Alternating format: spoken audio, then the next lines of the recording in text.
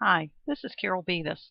I'm a candidate for a specialist degree at Kennesaw State University in instructional technology. I teach kindergarten in Thomas County at a primary school that is a two-grade school system consisting of pre-K and kindergarten. I would like to share with you some of the highlights of my mixed methods research on podcasting in kindergarten.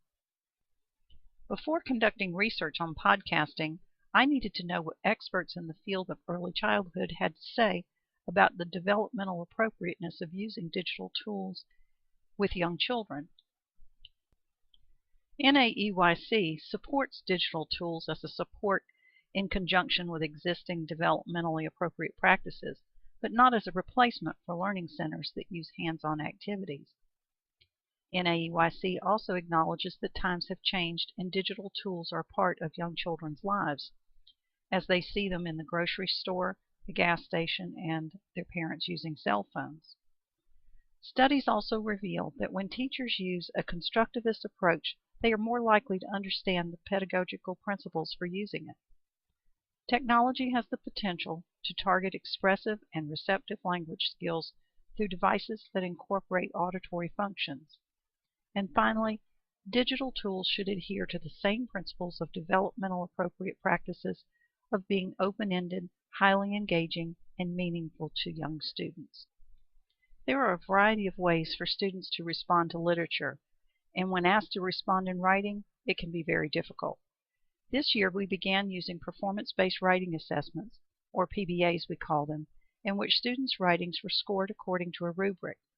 Most of the rubrics include a clear connection between the literature and the student's life. Writing is a demanding task for kindergartners, and this research asked if podcasting could offer an alternative way for at-risk students to respond to the same piece of literature as their classmates. My focus was to answer the following questions. Does offering students an oral alternative increase students' ability to compare and contrast characters, events, or dilemmas in stories? Is podcasting a valid tool to make the connection of what I say can be written? And does podcasting increase a student's score on performance-based writing assessment? These performance-based writing assessments are new for kindergarten, and currently there's not an alternative for students who cannot complete them. I wanted to build on the young students' naturally developing expressive language skills, which always exceed their writing skills. This study offered an oral alternative to the demanding written task of this assessment. This will help determine if the at-risk students can orally perform the requirements on the PBA rubric. Can the students orally demonstrate what they know about literature in ways that their writing is not yet demonstrating? My participants were a targeted sample of 4 students considered at risk according to their DIBELS language assessment. The 4 students were from the same class and all were girls. 2 were English language learners, 1 Vietnamese and 1 Italian, and the other student included 1 African American and 1 Caucasian. The students ranged in ages from 5 to 6 years old. Students participated in 4 performance-based writing assessments for this research. They stayed with the class for the portion that required the students to listen to the literature and illustrate how the story relates to their own life. The class was then asked to dictate and/or write their response on their illustration. However, for my research participants, I used Podomatic and asked them to narrate their literature responses. I added their artwork to the podcast so that they might easily identify it as their own, as they were given many opportunities to go back for repeated listenings. Their narrations were then scored according to the PBA rubric. For data purposes, a codebook was created to give a numerical identifier to each criteria of the rubric. So I gave a 1 for emerging, a 2 for progressing, and a 3 for meets. I then tracked their progress according to the PBA rubric for the skills of ideas, organization, and elaboration. I also counted how many words the students narrated pre-podcasting and post-podcasting. And from each recording, I wrote 1 sentence from each podcast on a sentence strip, cut it up, and asked the student to put it back together. I then observed and kept a running log of the number of attempts it took for the student to put it back together again. what they said about the conventions of language, and their frustration levels. Based on the results of the research, podcasting was effective in increasing the students' PBA scores. The students participated in 4 performance-based writing assessments, and a paired t-test was used to compare the 3 skills within the PBA rubric on ideas, organization, and elaboration, pre-podcasting and post-podcasting.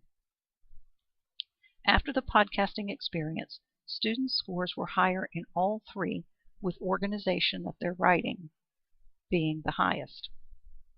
This one shows the highest gain. So you can see that I've done progressing to meets, emerging to meets, progressing to meets. This is before podcasting and after podcasting. There was an increase in ideas after podcasting from a mean of 2 to a mean of 2.75. In organization, they moved from 1.25 to 2.75. And in elaboration, their mean was at 2, and they moved to 2.5. In the number of words spoken, each student except one increased the number of words they contributed to their podcast. Student PH went from 2 words pre-podcasting to 9 words post-podcasting, and student AM went from 8 words to 16 words. Student EL went from 8 words to 24 words. However, student MY went from 7 words down to 5 words.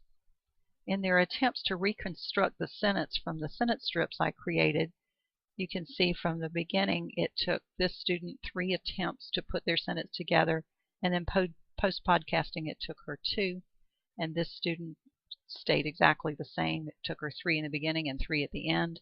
However, this student went from 5 attempts in the beginning down to 1, and this student went from 3 attempts down to 1. In the actual paper, it indicated that students made little progress in comparing characters to events and stories. This was done in the form of field notes, and they're quite lengthy, so I did not include them here. Using students' own voices with a voice or video program such as VoiceThread supports the development of their receptive language, the development of their expressive language, and their comprehension abilities, according to Gillis, Lutham, and Pratt and Bloom. I explored using audio podcasting with a visual component with my students.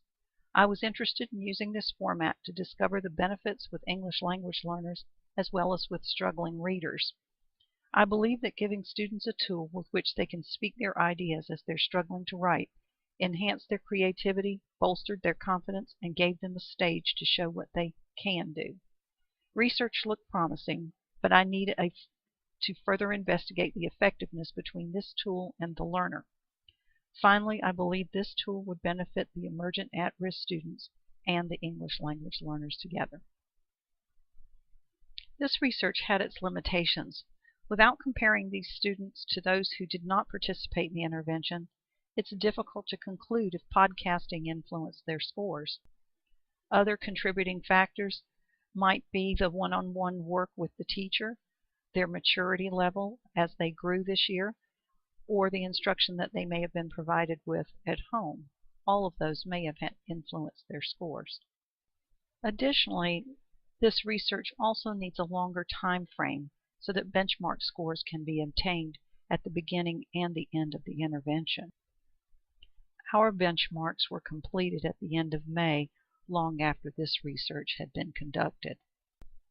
My personal thoughts on this research project is, in the end, this was a positive experience for these students. They benefited from the intervention, most likely because of the one-on-one work with the teacher. They really enjoyed finally having a product they could share with the rest of the class. They worked hard and never once put their heads down and gave up in ways they did when asked to write. They encouraged one another, and they were critical of their own work, often saying, "No, let's do it again." This was a good intervention to differentiate instruction for this group of students. I look forward to learning more about digital tools that incorporate and allow young students to use their expressive language. I think this is a powerful tool for this age group.